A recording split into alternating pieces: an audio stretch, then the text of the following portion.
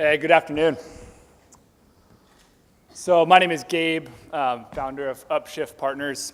We help startups scale sales and make money. So like many of you, I'm an entrepreneur.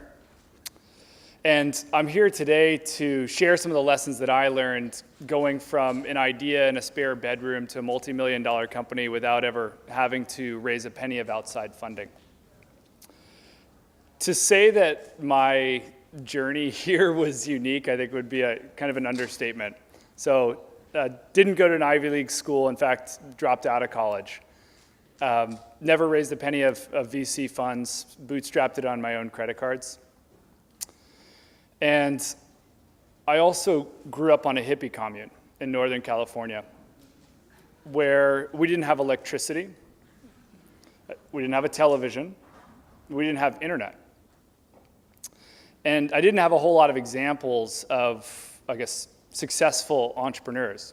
In fact, the only entrepreneurs that I knew on the hippie commune were farmers.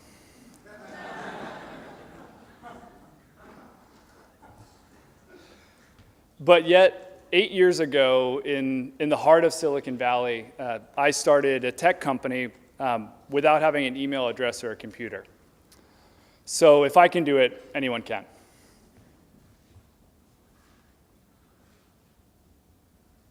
So again, the reason that I'm here today is really to share some of the lessons that I learned in the hopes that you don't make all the same mistakes that I do, or that I did. So these are really three powerful lessons that I learned, unfortunately, the hard way. The first one was really the power of doing more with less, because we didn't have a lot of money in the bank, and we had to focus. The second thing is making the system the hero from the very beginning. And the third is to let data drive decisions. So I'll dig into these things a little bit more throughout my talk. I also wanted to give everyone here an opportunity to just listen and learn. So I actually wrote an article on exactly what I'm talking about today, including all the fine details of it. And it's available at upshiftpartners.com/dispatch. So you'll be able to access the entire article. So I'd encourage you to just put pens and computers down and just sit back and relax.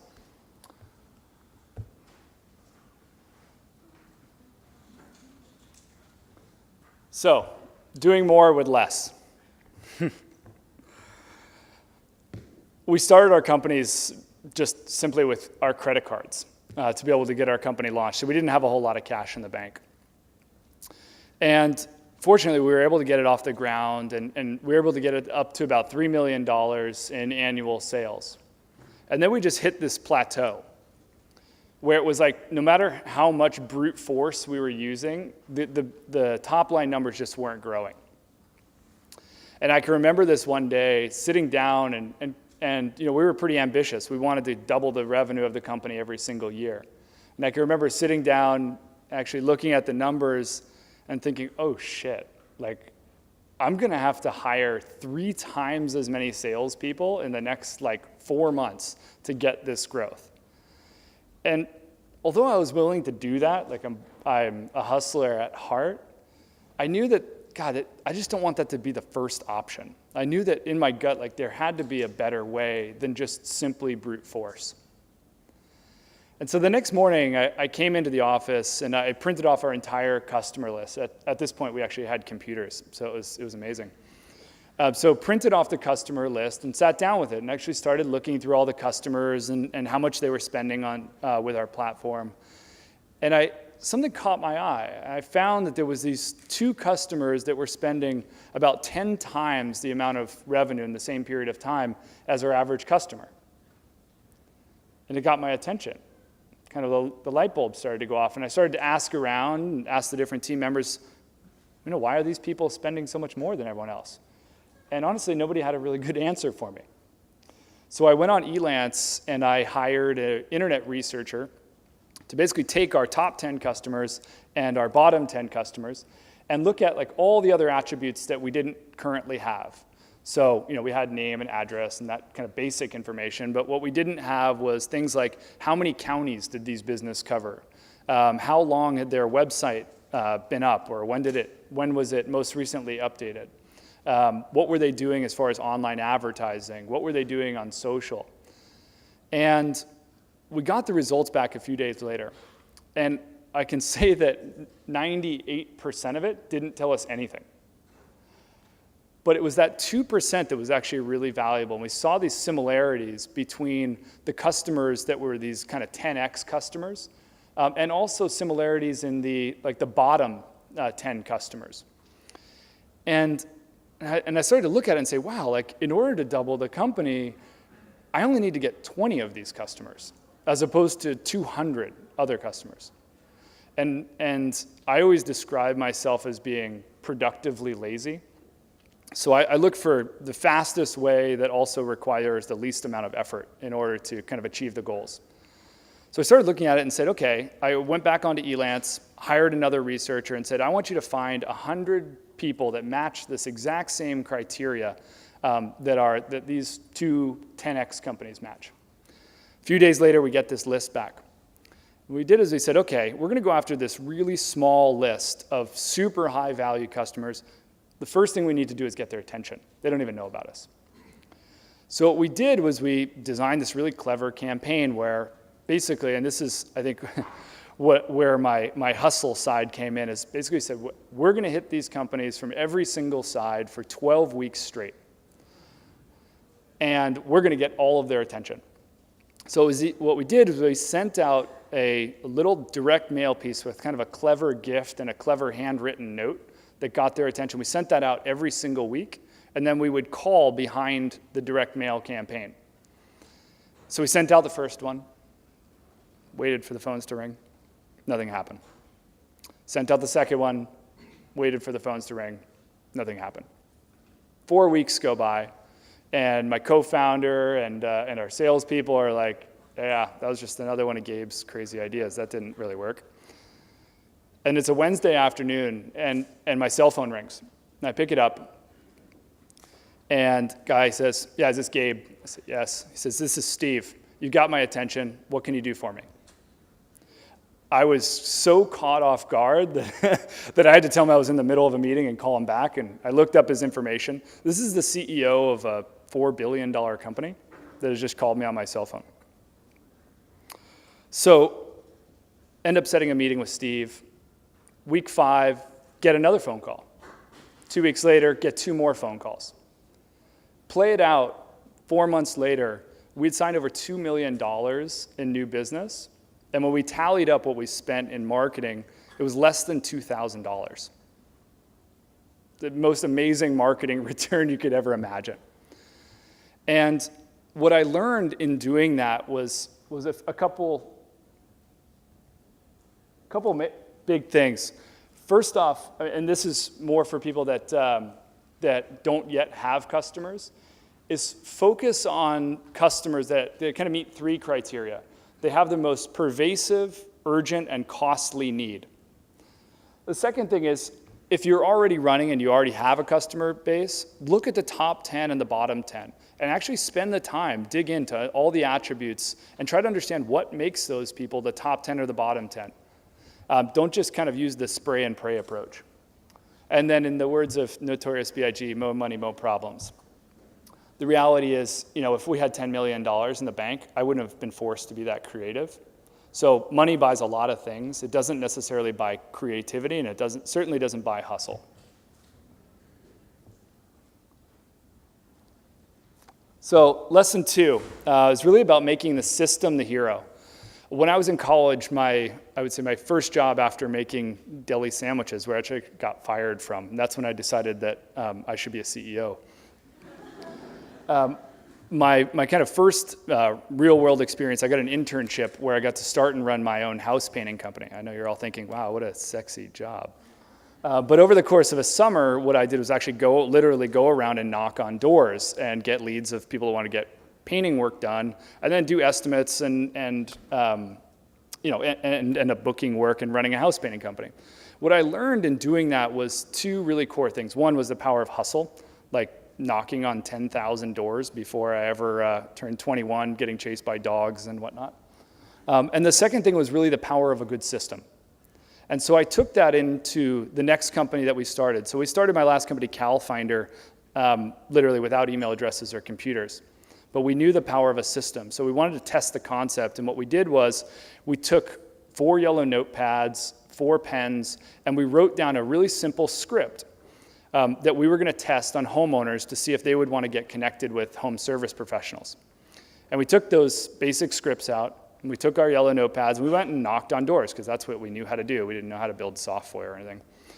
And the first day, we get back, and we'd collected about 10 names and phone numbers, people that wanted work done. It's pretty surprising. The next day, we followed a similar process. So what we did was we looked in the yellow pages and tried to find contractors that had the biggest ads, because we knew they were spending money. And we wrote down a script and a kind of a pitch that we would use. Then we went to their offices and we pitched them on the concept and said, hey, listen, would you be interested in getting homeowners that want to get work done on their houses? They said yes. We said, well, how much would you pay? The classic hustler move. And they said $80. So we asked them if they had a photocopy machine. And we took these yellow notepads and we went into their office and we made a copy and we got them to write us a check for $800 to buy the 10 names. And that was like our seed capital. And then we went to the next contractor's office and we followed the same script and asked them how much they'd be willing to pay. And they said $100. So we did the same thing, made another $1,000. Third contractor, we asked the same questions, says $120, make $1,200 more bucks. So we make like $3,000 in our first day. We're like fist pumping and thinking we're gonna be fucking billionaires by the end of the month. But what we were able to do is we took those same scripts, and the next week we went to college campus and we said, ask college kids if they wanted to make $30 an hour. Took them out the next week, got 40 leads using that same script, followed the same process with contractors. And we just rinsed and repeated. We made the system better every single week. And that's what enabled us to go from me being the first salesperson to 10 salespeople to 25 to 50 without ever raising any outside funding.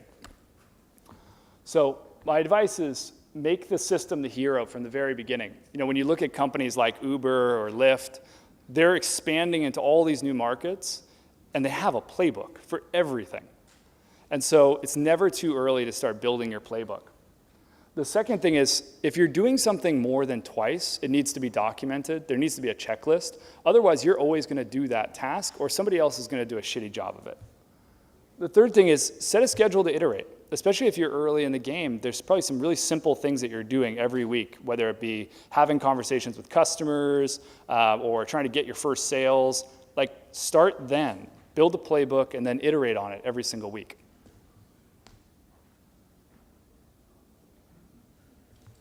So, lesson 3, and I would say this was one of the most painful lessons that I learned, and I've had to learn it a couple of times, but I want to share a story with you that was a pivotal moment in my last company. So we had taken the company, and at the time we were going after kind of a small business segment. So it was very much like a high volume approach. And we had built a sales organization to 50 salespeople, which is an incredibly challenging thing to do, and it's also kind of like herding cats. Imagine 50 salespeople in one room. It's kind of a nightmare. So we had built a company to 50 salespeople. We had 4x the number of deals that we were doing even a short period before. And we had about 6 months in doing that, and started to look at the numbers. And it was like, I remember this like rock dropping into my belly and realizing that we had made like a massive mistake. And only 6 of those salespeople were actually performing. When we looked at all the numbers, what had happened is that we hired all these people, very excited, signing lots of deals, but all the customers were churning out. And we had really like bad customer satisfaction ratings. So we looked at these 6, and these 6 salespeople were they were killing it. They were doing incredibly well. And we looked at the bank account. And again, we didn't have a whole lot of buffer. And if we looked at the numbers and we said, if we continue on this path, we'll be bankrupt in 45 to 60 days. And it still hurts when I think about it, but we had to make a massive course correction. This is one of the most difficult things I've ever done in business. We let go of 42 people the next week. These are people that had given like their lives to helping grow the company, and it was just heartbreaking. And what we did is we went back to the drawing board, and we looked at all the data from the six people that were being really successful. And what we found was that they were going after a different kind of customer type, and they had like a certain kind of timing that they were using to get in touch with them. And so what we did was, again, going back to lesson 2, we started to build a recipe around what these 6 people were doing. Play that forward, and we had actually doubled the revenue of the company without hiring another salesperson over the next 12 months. So one of the most difficult decisions that I ever made, but if I let my ego get in the way of actually making an objective decision based on data, I wouldn't be up here on this stage today talking to you about our success. So what did I learn from this? I learned to always let data drive decisions. This is something that's just absolutely critical for startups. There's so many moving parts and so many challenges that you have to let data drive decisions. And if the highest paid person in the room is purely relying on gut, you're going to get yourself into trouble pretty quickly, and you might end up down a road that's really hard to course correct from. The second thing is doing the best to remove ego from decision making. So our question always is, what does the data say? Not what do you think, what's your opinion on it, but what does the data say? And then the third thing is to manage by the numbers. And this is oftentimes a transition for startups from the early craziness where you're just like throwing spaghetti against the wall, seeing what sticks, and transitioning out of that and actually building a sustainable company and having that kind of transparency to run the company by the numbers. So, this last lesson, I don't mean to harp on it, but it was one that was kind of a culmination for me. And it's an area in going through that process and having to actually let go of all those people and also to rebuild the company. What I learned was obviously that the power of focus and doing more with less. I also learned to let the system be the hero and build a system around what's working, and then also to let data drive decisions.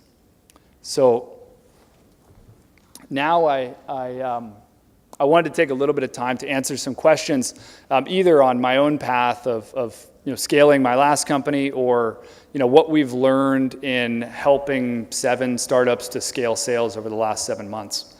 So happy to answer questions.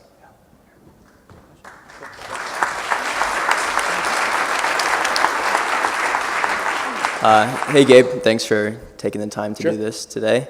I helped Sam a little bit with HustleCon, but during the day I'm a sales development rep at Zenefits, so I thought what you said was really interesting. Can you talk more about those 6 people that were sort of the outliers in your organization and what they did differently than the other 42 that you cut off? Yeah, so the things that we started to notice was they were going after actually a different customer segment, and they were taking more of I would call like a sniper approach as opposed to like the AK-47 approach. So these people, if our average salesperson, they were calling on SMBs, right? So it was a big volume game. And the height of things, we were doing about 20,000 outbound calls a day. And these salespeople were doing like 5 calls a day each. But yet the people that they were talking to were highly qualified and also had the potential to spend a lot more on the platform. And they also set great expectations, so we didn't have churn with those people. So those are kind of the attributes that we found with those salespeople. So were they doing mostly email outreach, or like how are they getting the They were doing attention of those email 5 and then people? following up with a phone call. And so that was like the approach that seemed to be working for them. Okay, cool. Thank you. Cool. Any other questions? Please come down. No? Oh, okay. You come? Nope. Nope? Okay. All right. Well, thanks very much, Gabe. Sure.